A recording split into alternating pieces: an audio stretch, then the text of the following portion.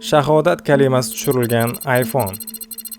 Qurilmalarga turli xil qimmatbaho bezaklar berib, ularning hashamatli modellarini yaratuvchi Caviar brendi musulmonlar uchun iPhone 13 Pro va Pro Max smartfonlari Shahadah modelini taqdim qildi.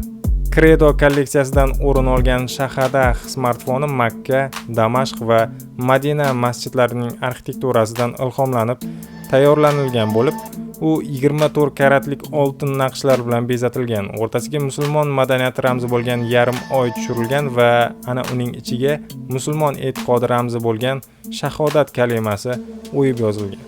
Faqatgina 99 nusxada chiqarilgan iPhone 13 Pro Shahadah modelining 128 GB xotiralisi narxi $7560 etib belgilangan. Xuddi shu model va xotiradagi iPhone 13 Pro Max esa $8110 turadi.